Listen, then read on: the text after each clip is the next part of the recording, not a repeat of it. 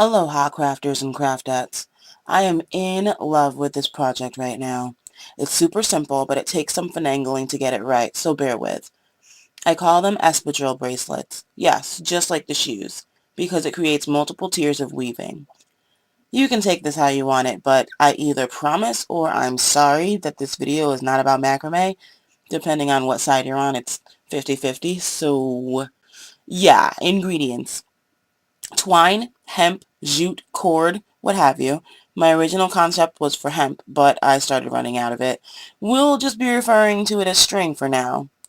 Yarn in any color. This is totally up to you. I like the color contrast along with the way it changes the texture.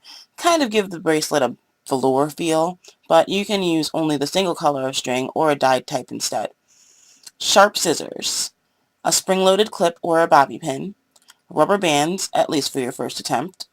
And thread that matches your string.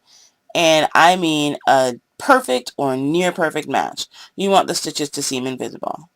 Oh, and a needle. You're going to need that too.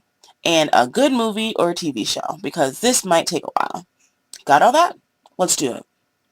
Wrap a length of string around your hand just below your thumb. Wrap it twice so it's snug with a couple of inches left over, at least 2 inches at each end. Then cut it. That's your baseline.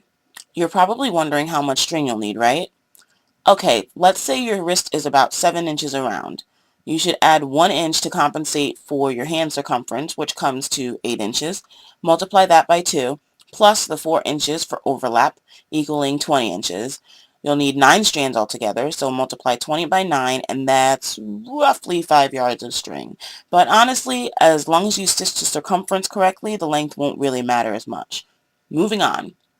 So, here are my 9 strands of choice. 6 strands of twine and 3 strands of yarn.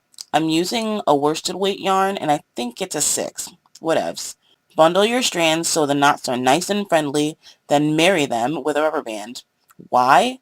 Because knots are way too big. Seriously, don't even bother. Instead of rubber bands, you can just use the thread to tie off the ends. It's completely up to you. Spread your strands to prep the braid. Make sure that movie's on and weave the 9 strands into a flat braid. This is just going to be a regular 3-strand braid, no gimmicks. But if you don't know how to braid or if you've never done it in a sandwich sequence, it's really not too hard to learn. It just takes some patience. And it should look like this, hopefully. When you get to the end, tie off the tail with a rubber band or with the thread and clip the orphans so that they look alike at both ends. And that was the easy part.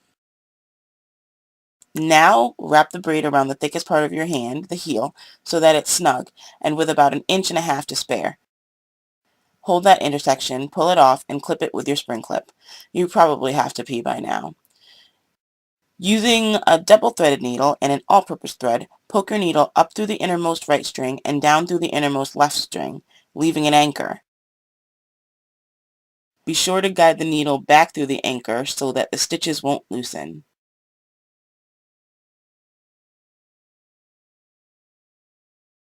Keep whip stitching in the same fashion without any more anchoring. Stay on the inside of the road, so to speak, so you don't mess up the stitches or mismatch. I say whip stitch, but it's kind of zigzaggy, as you can see when I shimmy the 2 edges apart. But you can always just pull a little bit tighter and keep going. When you round the end, tuck a tail underneath and stitch it to the underbelly of the braid. Do this for the other tail and you're done. As I said, I love this project and I made a few of these. Honestly, just changing the colors gives it a completely different vibe. Once again, my original ones are made with hemp, which is why I call them espadrille bracelets. This one took 8 hours to stitch. Anyway, all it really takes is some patience and they come out really cool. Peace out.